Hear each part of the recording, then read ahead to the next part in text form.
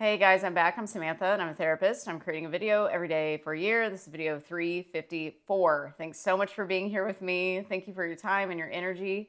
And I hope you had a great day today or evening, whatever time it is when you catch this. And I wanted to kind of do a part 2 from yesterday about relationships a little bit and how we can use the same advice I'm going to give here with ourselves. And so remember, there's no one to change but ourself. And once you change yourself and change your identity, everything around you will change. Your perception will change of literally yourself, everyone, and everything around you, and your life will shift. So we want to shift internally always. And one thing that happens in relationships and in relationship with ourselves is we get triggered. And so triggers point at what is already inside you. That it's not the trigger that's the issue always. It's what it's actually showing you that is active within you already. And so we respond to triggers or react to triggers. And so a reaction is going to be more like the four horsemen from the doctors. What are their names? I don't even know their names. The Dr. Gottmans. That's what their names are. Dr. John and Julie Gottman. Jeez, the camera's on. That's why I forget. So they are, what did they do? They have 50 plus years of like marital research, like with thousands of couples. They're this awesome couple that has created the Gottman method. And I recommend a lot of times anybody having issues within a relationship, just go study what the Gottmans teach, because I love the way that they teach things. Other than the stuff we already know about Bashar, and Bashar I feel is like probably the best relationship advice person, of course. But as far as a therapist is concerned, I would go to the Gottmans and their techniques that they use. So they talk about the four horsemen. So these are 4 destructive communication styles, and they predict relationship failure and divorce with over 90% accuracy. Oh my gosh. So, and they are criticism, contempt, defensiveness, and stonewalling. So we've all done them and we've all had them done to us, I'm sure, at one point. So I just want to tell you what they are really fast. And so number 1 is criticism. So it's attacking your partner's character or personality rather than addressing a specific behavior. It often includes blanket statements like you always or you never. So how do you do that with yourself too? Do you tell yourself, man, you always, or you never do this. You always do this. You never do this. You always say you're going to do this for yourself. You're going to not eat chocolate for a week, but then you end up doing it. Whatever it is that you're telling yourself, but how you're feeling about yourself is how you're going to feel about your partner too, how you're going to treat them. So that's why I'm going to bring this always back to, how are you treating yourself? Are you criticizing yourself? So that is huge to know about. Are you doing that to yourself? And then contempt is next. What it is the most dangerous of the 4, they say. It involves treating your partner with disrespect, acting as if you are superior to them, and using mockery, eye-rolling, sneering, or hostile humor. Oh my. How many of us have done this in the past or had this done to us? Or how many of us do this to ourselves? Do you respect yourself? So that's how we turn it back on ourselves. Do we respect ourselves? Do we love ourselves? Do we use hostile humor and make fun of ourselves? That's a big one too. Really watch your language about how you speak about yourself, because I hear people say, oh God, I'm so stupid. I'm so dumb. I'm an idiot. I did this, or I'm, whatever it is. And I have to stop them every time and say, whatever you speak is what you're believing about yourself. So you've got to really watch that. Watch your words, because your words are spells. And number 3 is defensiveness. So it is making excuses, playing the innocent victim, or cross-complaining in order to protect yourself from an attack. It acts as a way to avoid taking responsibility for your part of the issue. So yeah, so how often do you play the innocent victim? Make excuses for yourself. Protect yourself from an attack. Like you're being defensive against other people, like feeling like you have to literally protect yourself from other people because they could hurt you. And so think about how you're doing that in relationships. you don't have to be in a partnership to notice when you might be doing this with friends, coworkers, family, anybody. And then how am I doing this to myself? Or am I doing this to myself at all? You might not be doing this. And then number 4 is stonewalling. When one partner completely withdraws from the interaction, shuts down, and stops responding to the other, often to avoid conflict escalation. So yeah, that one's a tough one. I've had that one done to me. I've never been able to do that, but I think subconsciously sometimes we do actually shut down and we're not realizing it, like emotionally. And what I mean by that is sometimes we tolerate things. So we shut down our own needs and then we're tolerating something else that we don't want. So think about how you're doing that with yourself. How are you shutting down within yourself and not acknowledging your own needs? That's a really big one. And I wanted to talk about also how make a, what do they call it? A decision board. Instead of a vision board, a decision board. So you write all your decisions down on it and intentions and all your needs and wants. What is it that you really, like, we kind of know what we want sometimes, not always, but we kind of know at least how we want to feel. But like, how, like, what do you need? Because sometimes we act like we don't need things, but we really do. And it's okay to need things. It's okay to need, emotional reciprocity from somebody. It's okay. And like, get really outlandish with what you need and want. Like, don't judge yourself and don't think automatically that, oh, I can't have that. Acknowledge the need and the want, because that's sometimes all that we ourselves are needing inside of ourselves, is to acknowledge what we're actually truly craving.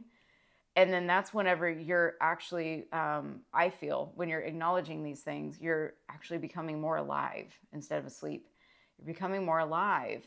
It's okay to want more life out of life, because I think we live life somewhat like half alive, and we're not acknowledging these deep-seated needs and wants that we've had for maybe years or decades even. And so it's really taking the time to look within yourself. And I always say, like, let pride and ego go. Like, we cannot operate in love when we're in the ego and we're prideful and we're stuck in all of this like criticism and defensiveness. And there's so many examples of this that I could go into, but it would be a longer video, and someday we might do that, like a specialized video or something on this, because it is like super helpful for couples to know, when am I doing this? And then also, like, if you do this to yourself, how does it feel when you do that to yourself? How does it feel to disrespect yourself? And remember, we are operating at a lower frequency when we're doing those things to ourselves. So catch yourself. Say, I am creating my life from this moment forward, and nothing matters more than me being present in this moment. So how do I really want to feel in this moment? How do I prefer to feel? And how do I need to start treating myself to feel this way? The more you feed yourself, the more you're going to be able to feed others. And like I said yesterday, it's like you pour into yourself, take care of yourself 100%, and then you can overflow. Then you won't be depleted, because I hear a lot of people say they're exhausted and they're depleted from giving and giving, over giving. And I feel like there's no such thing as over giving when you're already full. But you have to make that conscious decision and live with intention of taking care of yourself, whatever taking care of yourself looks like.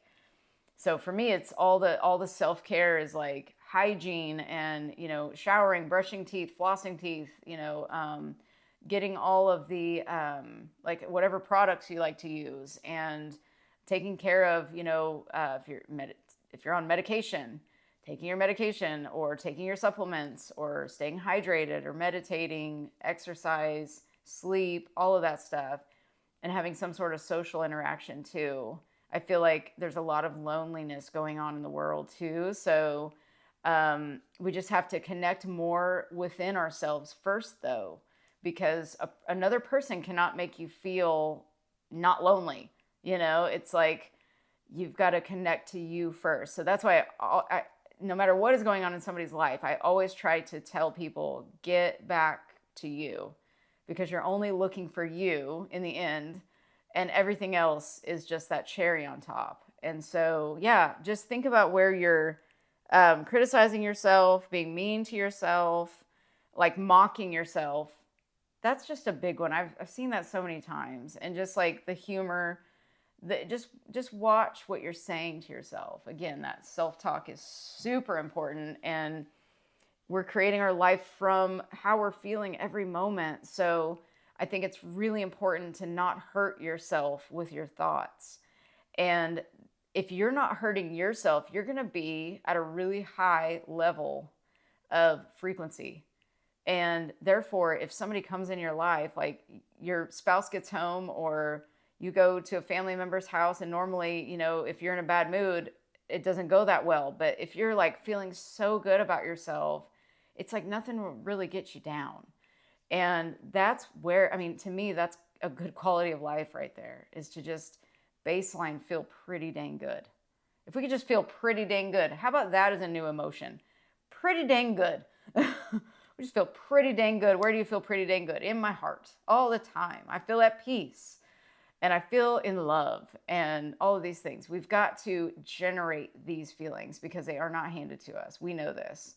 They are not handed to us. And all four of these horsemen, they can happen out of nowhere almost. But the thing is that it's programmed. So you'll think it's out of nowhere, but it's just your programming that is causing those thoughts to even come up. So remember that you can reprogram anything that you want. You can think what you want to think. You can tell your brain, hey, we're going to think this way now. We are addicted to the old emotions of the past, the feelings, the thoughts, and we just have to shift and say, what kind of life do I actually want? What kind of partnership do I want? We have to live with intention, and without living with intention, we're just going haphazardly through life. We're letting it happen to us. Life is happening through us every moment, and we just have to connect back to that. And then we realize that, this is a simulation. This is a holographic universe. We go back to all this quantum physics stuff, and we realize, hey, this isn't that big of a deal. We're making a huge deal out of this. So let's start being nicer to ourselves and see where that takes us, and start living your passion. What gets you excited? What lights you up? Maybe you don't know that yet. So start thinking about that. And a lot of times we have unmet needs for so long that we kind of like push them aside and we say, I don't need anything. But they're really unacknowledged needs that are still there inside of you that you are actually craving. And so I want you to think about that. If you've numbed out, a lot of people numb out. A lot of people, they're defensive. They're like, I don't need this. I'm okay without this. When really that's not the case. So sometimes, like Bashar said, we're in denial that we're in denial. So really check yourself, because sometimes there's something in you that is not being acknowledged.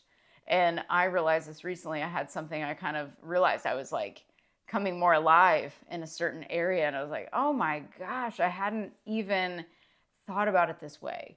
And so you never know what'll happen when you start acknowledging you, and then everything starts to change around you. So yeah, I think I'll end there. I could just ramble on, but you know me, I'm tired as usual. I'm ready to go to bed again. So it's bedtime almost. In about an hour, it'll be bedtime, hour and a half. So I'm going to get this uploaded for you. I hope this helped you in some way. And remember to tell yourself in the mirror that you love yourself, and say that I love you exactly as you are. Remember to say that. And we are just evolving. We're going to evolve every day, but we're also going to love ourselves exactly as the way we are each day that we're evolving. And we're going to get better and better. Every day gets better and better. Remind yourself of that. Every day gets better and better. Everything is happening for my benefit and always in my favor. I am perfect, whole, and complete. Every day we say these things, and you'll start just saying them. You'll find out, in the middle of the day, you're just talking like that. And it's just so cool whenever you notice your brain is like, oh, wow, I'm thinking better these days. This is awesome. So keep practicing. And remember, you're just so loved. Remember that, and tell somebody else that needs to hear that. Maybe they need to hear you say, I love you exactly the way that you are. Even somebody that you have an issue with. And do that Ho'oponopono prayer. I'm sorry. Please forgive me. Thank you. I love you. Say that in your head and shift and transmute that energy inside of you, and it'll help you. It'll also help them. And it'll change some stuff for you. So, and remember to appreciate yourself, because what you appreciate appreciates. And I'll see you tomorrow. Bye.